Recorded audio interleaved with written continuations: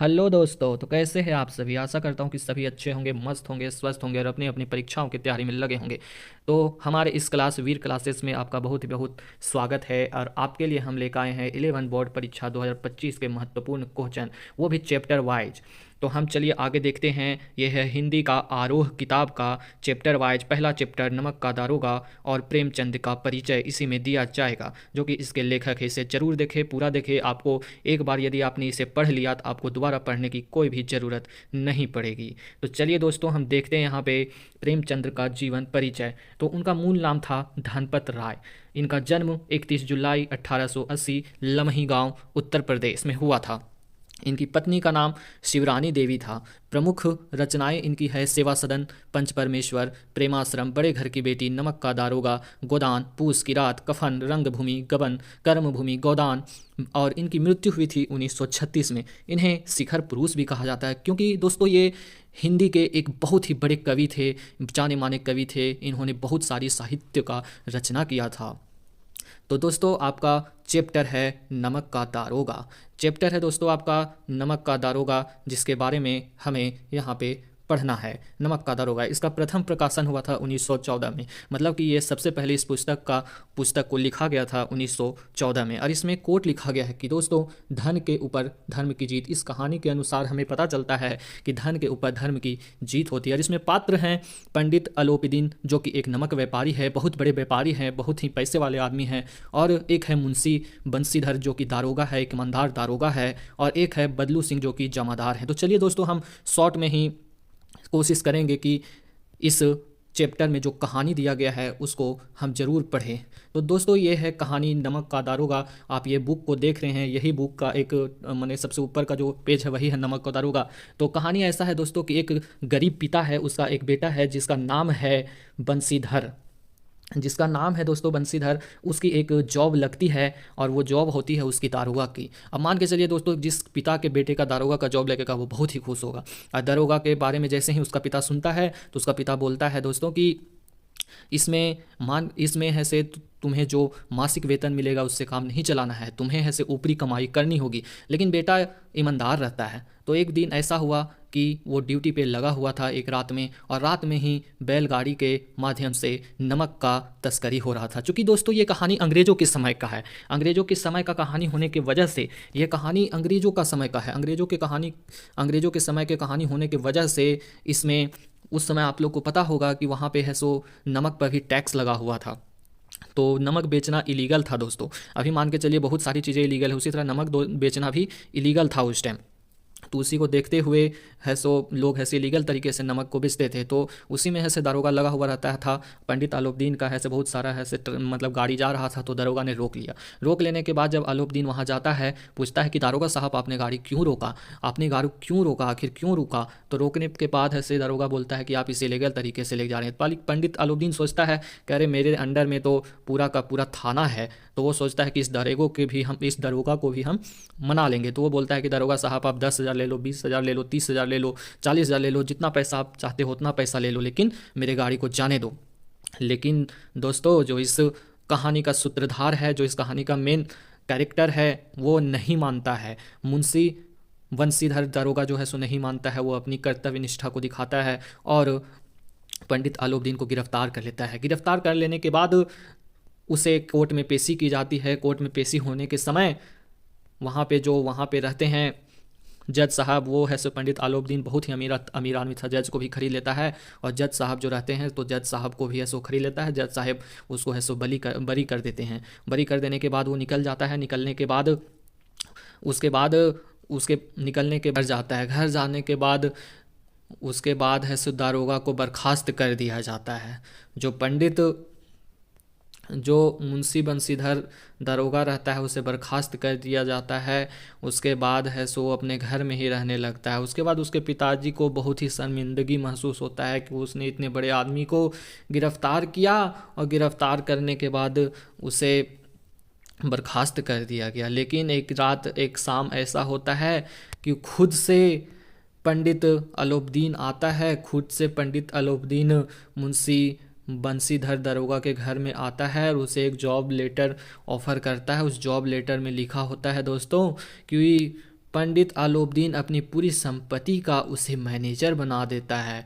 मुंशी बंसीधर कहता है कि मैंने आपको गिरफ्तार किया, आपको जलील किया, लेकिन फिर भी आपने मुझे अपने प्रॉपर्टी का मैनेजर बना दिया।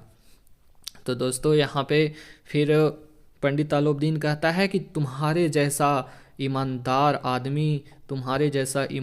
आदमी मैंने नहीं देखा है, इसीलिए मैं तुम्हें अपने पूरे संपत्ति का मैनेजर बनाता हूँ। तो दोस्तों फिर इस तरह से यहाँ पर कहानी ख़त्म हो जाती है। उसके बाद चलिए कहानी यहाँ ख़त्म हो जाती है, यहाँ पे धन के जगह धर्म का जीत हो जाता है। तो चलिए कि इसका कुछ वस्तुनिष्ठ प्रश्न देख लेते हैं दोस्तों। तो पहला प्रश्न है बंसीधर कैसे पुत्र थे दोस्तों। तो यहाँ पे आपको बताना है, पहला प्रश्न है बंसीधर कैसे पुत्र थे। तो बंसीधर आज्ञाकारी पुत्र थे। कैसे पुत्र थे? आज्ञाकारी पुत्र थे। वो अपने पिताजी की सारी बातों को मानते थे। तो इसका आंसर है दोस्तों आज्ञाकारी। किस पद के लिए लोगों का मन में लालच था? किस पद के लिए लोगों के मन में लालच था दोस्तों? उस समय ऐसा था कि इस दारोगा के पद के लिए मन में ऐसा लालच था कि जो वकील भी थे वो भी इस पद को लेना चाहते थे। तो कैसे पद का मन में लालच था? तो दारोगा के पद के मन में लालच था दोस्तों। इसका आंसर हुआ दारोगा।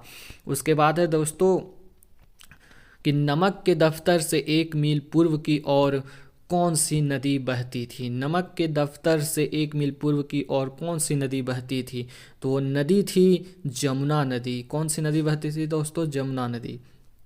लोग चोरी छिपे किसका व्यापार करते थे? लोग चोरी छिपे किसका व्यापार करते थे? तो कहानी के अनुसार आपको पता है कि उस समय नमक इलीगल था बेचना, तो लोग चोरी छुपे नमक का व्यापार करते थे दोस्तों। उसके बाद आपका क्वेश्चन है कि वेतन किसका चांद होता है? दोस्तों इसमें एक मुहावरा है कि वेतन हमें 1 महीने में 1 बार मिलता है। तो इस मुहावरे के अनुसार कहा जाता है कि वेतन पूर्णिमा का चांद होता है। जो घूस है वो घूस है सो रोज मिलता है। तो लोग वेतन को पूर्णिमा का चांद कहते हैं। उसके बाद है क्वेश्चन दोस्तों कि पंडित आलोपदीन कहाँ के जमींदार थे? पंडित आलोपदीन कहाँ के जमींदार थे? उस समय जमींदारी प्रथा थी दोस्तों। तो पंडित आलोपदीन दातागंज के जमींदार थे। कहाँ के जमींदार थे? दातागंज के जमींदार थे। पंडित आलोपदीन को किन पर अखंड विश्वास था? पंडित आलोपदीन को किन पर अखंड विश्वास था? तो इनको अखंड विश्वास था लक्ष्मी के ऊपर, लक्ष्मी माता के ऊपर। यहाँ लक्ष्मी माता के बारे में कहा गया है तो लक्ष्मी के ऊपर था, क्योंकि वो बहुत ही पैसे वाले थे। धर्म ने किसे पैर तले कुचल डाला? धर्म ने किसे पैर तले कुचल डाला दोस्तों? तो धन को पैर तले कुचल डाला। उसके बाद है जहाँ पक्षपात हो वहाँ किसकी कल्पना नहीं की जा सकती है। दोस्तों पक्षपात का मतलब होता है कि किसी एक के बारे में ही सोचना, किसी एक के पक्ष में बोलना। तो जहाँ पक्षपात हो दोस्तों वहाँ पे न्याय की कोई भी अपेक्षा नहीं की जा सकती है। ये कहानी से ही लिया गया है दोस्तों कि जैसे बताया गया था आपको कि वहाँ पे मजिस्ट्रेट भी जो जज रहता है वो भी पंडित आलोपदीन को बरी कर देता है दोस्तों। तो जहाँ पक्षपात होता है वहाँ न्याय की कोई भूमिका नहीं रहती। फिर क्वेश्चन है दोस्तों कि अदालत से बाहर निकलने पर बंसीधर के साथ क्या हुआ? आप देखे होंगे कहानी में कि अदालत से निकलने के बाद बंसीधर पर व्यंग्य बाणों की बौछार होने लगी। मतलब दोस्तों वो इतना अमीर था कि लोग सोचते थे कि ये कभी नहीं जेल जाएगा, लेकिन एक दरोगा ने उसे जेल ले गया तो उसको लोग हंसी मजाक उड़ाने लगे। उसके बाद नेक्स्ट क्वेश्चन है दोस्तों अदालत में किसे दोषी ठहराया गया? तो अदालत में बंसीधर को ही दोषी ठहराया गया। उसे ही कहा गया कि उसने गलत तरीके से पंडित आलोपदीन को गिरफ्तार किया है, इसीलिए पंडित आलोपदीन को बरी किया जाता है और दरोगा को बर्खास्त कर दिया गया दोस्तों, उसे हटा दिया गया नौकरी से। नमक विभाग में दारोगा के पद के लिए कौन ललचते थे? तो इस दारोगा के पद के लिए वकील लोग भी ललचते थे दोस्तों, ऐसा था उसका पद। वृद्ध मुंशी जी के द्वार पर क्या आकर रुका? तो दोस्तों यहाँ पे कहानी जब लास्ट मोड़ पे आती है तो वहाँ पे पता चलता है कि जो दरोगा था उसके पिताजी बाहर थे और उसके आकर उसके घर के सामने एकदम सजा हुआ रथ आकर रुका। उससे पंडित आलोपदीन उतरे और उन्होंने एक कागज़ दिया मुंशी बंसीधर को कि लो आज के बाद तुम मेरे पूरी संपत्ति के मैनेजर हो। उसके बाद चलिए नेक्स्ट क्वेश्चन है दोस्तों बंसीधर ने आलोपदीन को आते देख क्या किया? बंशीधर ने आलाउद्दीन को आते देखकर उनका सत्कार किया, उनका अनादर नहीं किया दोस्तों, उनका सत्कार किया, झुककर उन्हें प्रणाम किया।